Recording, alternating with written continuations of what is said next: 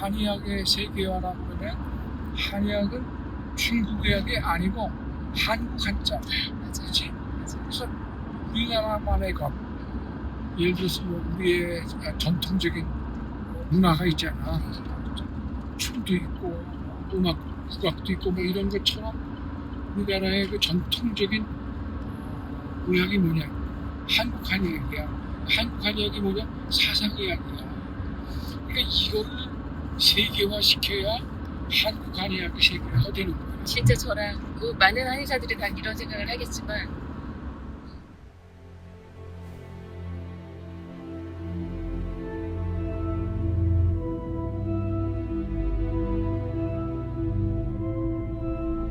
(2025년 12월) 중국 허페이에서 세계 친구학회 연합회가 주최하는 국제 심포지엄이 개막했습니다. 초청장을 받고 허페이로 향하는 인천공항의 새벽은 차갑습니다. 누군가는 이 하늘을 넘어 불을 찾고 누군가는 풍경을 찾지만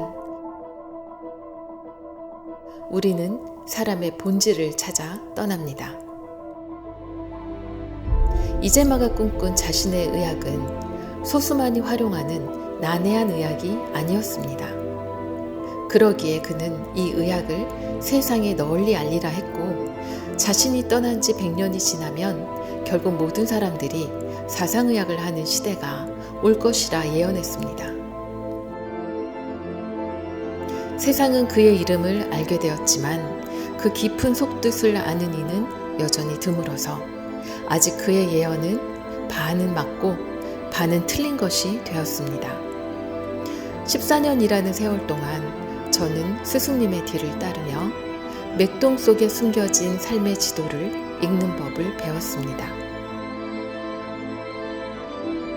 그리고 스승의 학술적 성취를 소개하는 세계 표준의 장에서 제자의 카메라는 스승님의 사명감을 담아냅니다. 사상의학, 오직 우리 민족만이 찾아낸 인체의 고유한 설계 도면. 정은조 선생님께서 평생을 바쳐 읽어온 그 깊은 지혜가 이제 국경을 넘어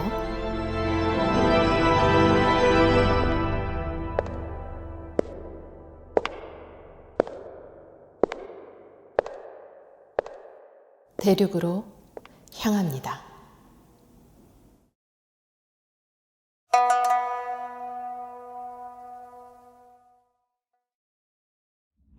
선생님하고는 20년이 되신 거예요? 아니요, 저는 2012년도에 처음 배웠어요. 선생님이 미국에서 한의원 하시다가 들어오셔서, 그러니까 미국에 가서 체질 맥진을 외국인들한테 가르쳐 주셨는데 정작 한국 한의사들은 이거를 배울 기회도 없었고,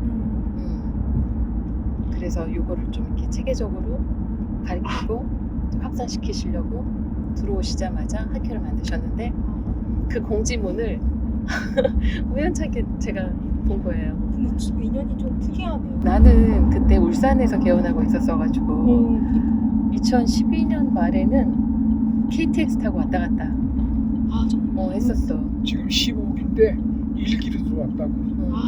정말요? 일기로 들어와서 졸업은 2기로 했어. 못해가지고 처음엔 잘 못하겠는 거야. 그래가지고 오히려 나는 잘 못한 게 약이 돼서 그 이후에 학회가 있을 때마다 그냥 왔잖아요. 그냥 왔거든요. 그러니까 나는 졸업을 했는데 그 다음 2기, 3기, 4기, 5기 계속 수업 있을 때마다 와가지고 막 이렇게 맥진 연습해보고 잡아보고 그런가 동시에 그거를 했잖아요. 제가 의료관광 의료관광을 한 게 중의학하고 한의학하고 뭐가 달라요? 이게 질문이 빠지지가 않아. 네. 근데 사상체질밖에 없다 보니 이거를 외국인들을 얼굴을 보고 하겠어. 어렵죠. 몸을 보고 하겠어요. 그래가지고 맥진을 해서 진짜 뭐 말레이시아 가고 필리핀 가고 베트남 가고 그 한국관광공사에서 로드쇼를 했거든요. 그러면 꼭 빠지지 않고 한의학이 껴서 간 거야. 그러면 가서 상담을 해야 되는데 언어가 잘 안 통하니 맥을 딱 보고 그거에 대한 걸 막 얘기를 해주잖아. 그러면 환자에 따라서 마침 또 딱 폐가 약한 태음이 있는데 막 천식으로 고생하고 있어요. 이런 환자들이 또 이제 나타나요. 그래. 그럼 꼭 이렇게 약간 점쟁이 같은 느낌을 받나 봐요. 외국인들은. 그래서 엄청 흥미로워하고 재밌어하고. 선생님 이 긴 여정의 시작점이 몇 년도고요? 그러니까 내가 이제 2005년에 미국에 갈 때에 미국 대학에서 내가 이제 이걸 강의를 하면서 아주 풍의 꿈을 끊고 이 사상의학을 미국에서 알려야 되겠다라고 갔는데 선생님 영어로 하셨다? 아 정말요? 우와. 그러시고 영어 잘하시게 된 그거 좀 설명해 주세요. 군대 가기 전에 네. 내가 그 학생 운동을 했잖아요. 네네. 학생 운동을 해서 내가 학교를 중간에 잘려버렸어. 소식 군대를 끌려가게 됐잖아. 네. 군대에서 내가 이제 생활을 하는데 말년쯤 되니까 군종사병이라고 있어. 거기에 내가 이제 근무하게 됐어요. 그러니까 거기는 이제 훈련도 안 해. 목사님 따라다니면서 이제 그런 거 하는 거야. 그러니까 시간이 많거든. 그때 내가 시간을 좀 귀하게 보내야 되지 않겠는가. 그래서 그때 영어 공부를 열심히 했어요. 군대에서. 교회에다가 그 동네 애들 모아놓고 그 영어를 가르치고 그랬다고 내가. 그래서 이제 제대를 하고 나서 복교가 안 되잖아. 그러니까 학원 선생 하는 거야 내가. 그렇게 가르치는데 갑자기 박 대통령이 돌아가셨어. 그러니까 이제 우리가 특별사님. 이제 특별 3일이 돼가지고 다 복교가 됐다고. 네. 그래서 이제 내가 한의학을 1년 졸업을 내가 1년 앞두고 그랬거든. 그러니까 3학년 때. 그래서 1년만 공부하고 한의사가 됐지. 그 당시 공부했던 그 영어. 나는 미국 가서 미국말 공부한 게 아니고 그냥 한국에서 한 거야. 그래서 내가 이제 미국에 그 영어 좀 할 줄 아니까 사상의학을 좀 알려보자. 그래서 미국을 갔는데. 그게 2005년. 사상 체질이 뭐예요, 선생님? 사상체질이란 것은 네. 100년 전에 이재만 선생님이 새로 창안한 한의학 체계인데 우리는 이제 사람을 증상이 있으면 증상에 따라서 약을 쓰고 치료하잖아요. 네. 이재만 선생님은 증상에 따라서 치료하는 게 아니라 사람에 따라서 치료를 해야 된다. 그러니까 A, B라는 사람이 똑같은 감기를 갖고 있어. 그럼 증상이 똑같으니까 똑같은 약을 주잖아. 근데 사상의학은 다른 약을 줘요. 왜? 사람이 다르니까. 체질이 다르다는 거죠. 그래서 사상체질이라고 하는 게 넷으로 나누는데 넷으로 나눈 체질에 따라서 약도 따로 쓰고 침도 따로 넣고 음식도 거의 맞는 음식을 먹고 그런 그 소위 맞춤 의학이 우리나라에서 나온 거예요. 참 세계적인 거지.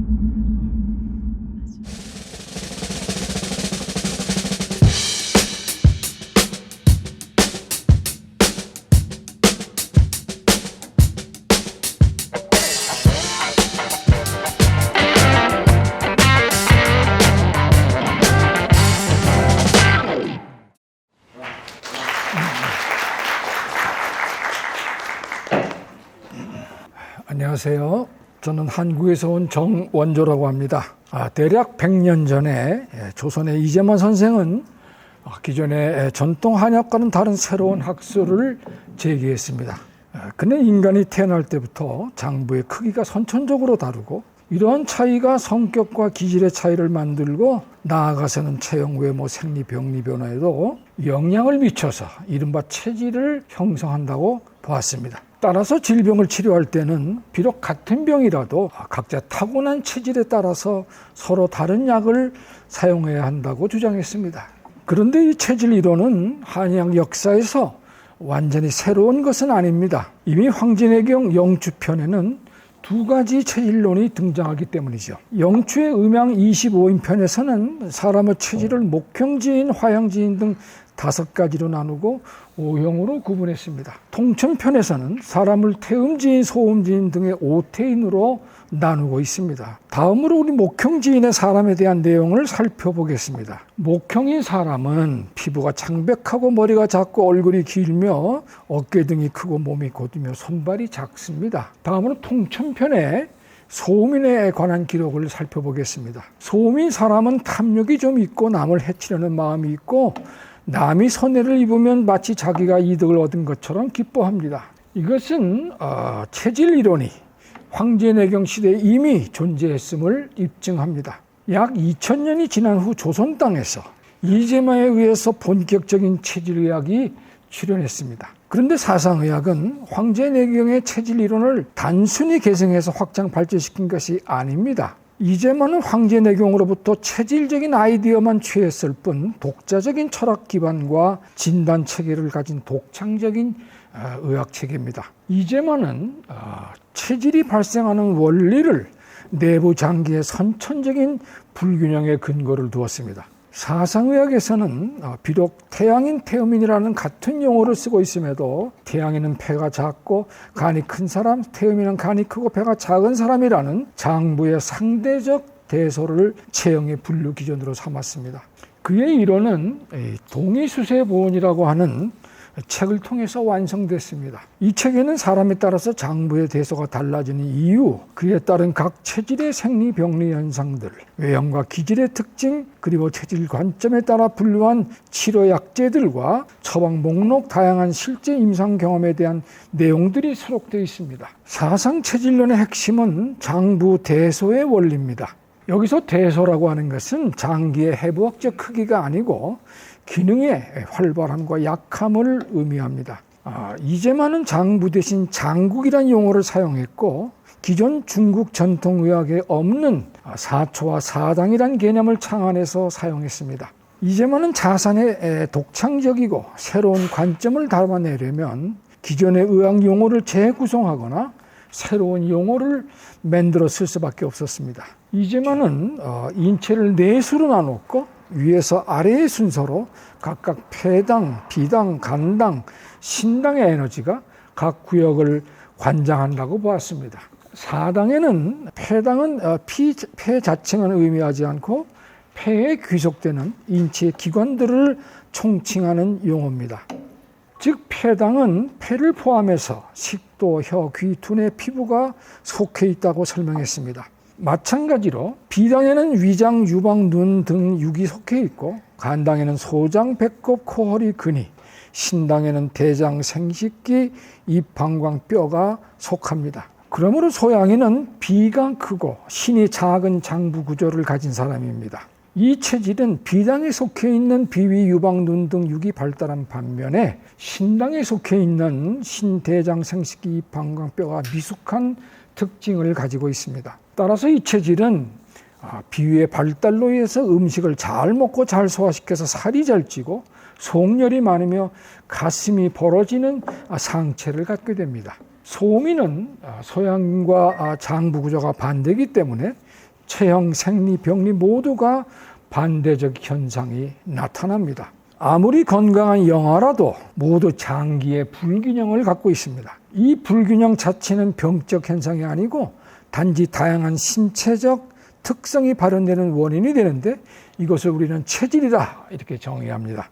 예를 들어서 몸이 뚱뚱하거나 마르는 것, 기질이 느긋하거나 급한 것, 호흡기가 남보다 취약하거나 소화기를 선천적으로 약하게 태어나는 것 등은 모두 장부 불균형으로 인해 생기는 체질 현상입니다. 사상의 장부 대소 이론은 건강과 질병 치료에 대한 관점을 완전히 새롭게 정의합니다. 건강이라고 하는 것은 원래의 선천적 불균형 상태를 의미하며 질병은 어떤 원인으로 이 불균형이 더 심화된 상태를 말합니다. 그리고 치료라고 하는 것은 심화된 불균형을 원래의 불균형 상태로 되돌려 놓는 것입니다.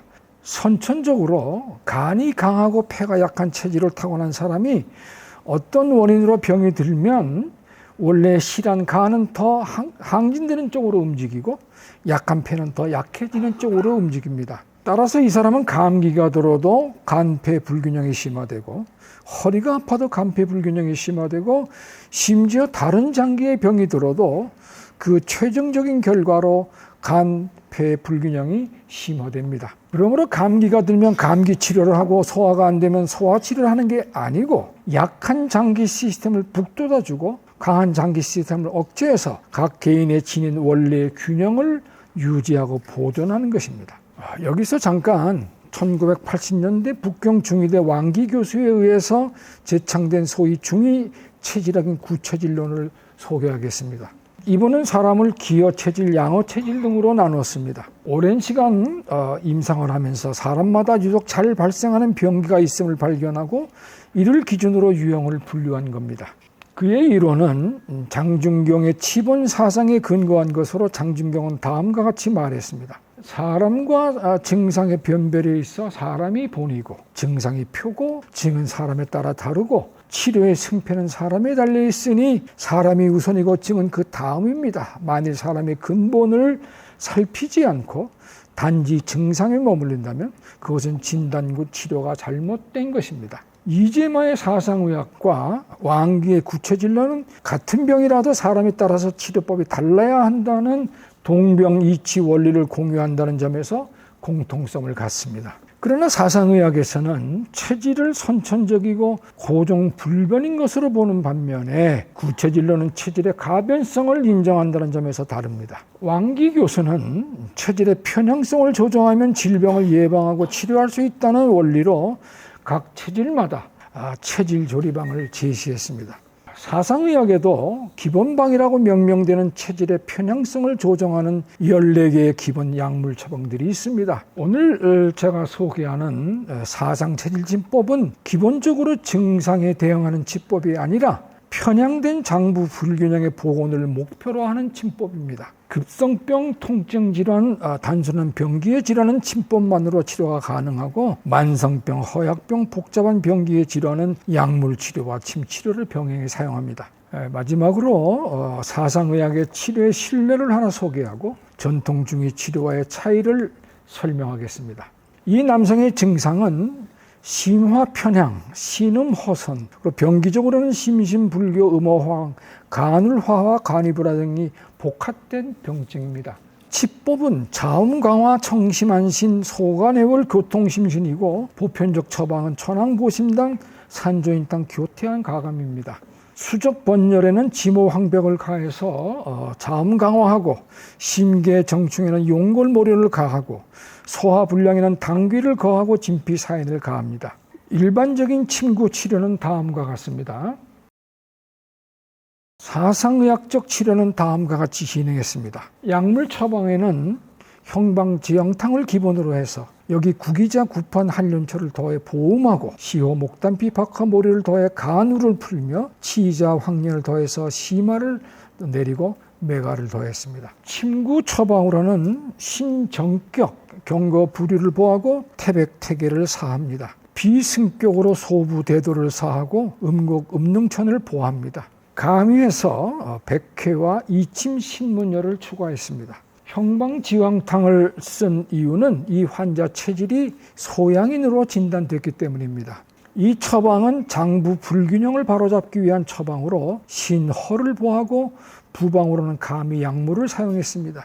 침 처방은 비도신세 소양인의 병근 장긴 신허를 보하고 비시를 사하는 처방입니다. 여기에 가미해서 백회로 청열 개교하고 진정 안신시키고 이침 신문혈로 자율신경을 조절했습니다. 제가 준비한 발표는 여기서 마치겠습니다. 궁금한 점이 있으면 제 주최 측에 연락처가 있으니 개인적으로 문의해 주시기 바랍니다. 경청해 주셔서 감사합니다.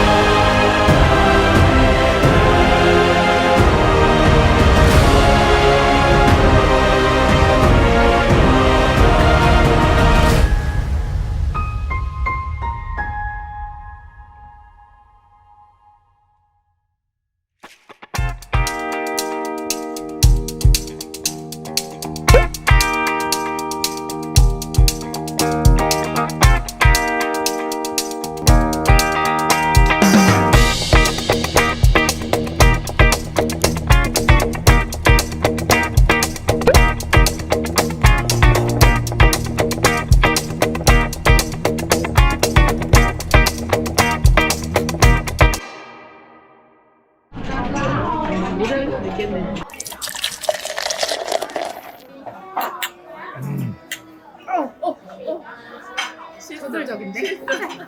그러니까 지금 우리가 8체질론 있잖아. 이거는 체질을 보지하는 사람은 납득을 못하는 거야. 지금 최 원장이 건장한 소음인, 마른 소음인 다 알잖아, 이제. 바싹 마른 퇴임들이 이제 인정하지. 걔들은 인정 안 해. 그게 어떻게 퇴임이냐고 그러는 거야. 근데 어떻게 말이 되냐고. 걔들은 그것만 갖고 있으니까 안 되는 거예요. 지금 여기 소양인 이렇게 있잖아? 이런 소양만 있는 게 아니라고. 이영자 같은 소양인도 있다고. 또 어떻게 같이 취급하냐고. 걔들은 우리가 틀렸다는 거야. 우리 맥을 보면 똑같이 나와버리니까 약점이 다르잖아. 이 문제가 이제 난 그래서 사상의학을 완전히 그냥 이걸 현실을 딱 보고 나서 그 다음에 동의서의 부분을 보니까 몽땅 다 이해가 되는 거야. 근데 지금 젊은 친구들 동의서의 부분 이해가 안 돼. 체질은 뇌수로 보고 이걸 다 병증으로만 봤으니까. 나중에 보니까 마음도 체질이라고 그래. 망령도 체질이라고 그래. 전부 체질이라는 거야. 걔들 다 병증이라고 그러거든. 타고나는 거야. 자, 진짜 대한 문제. 진짜 많거든요? 그건 안 돼. 아버지가 잘 나왔어요.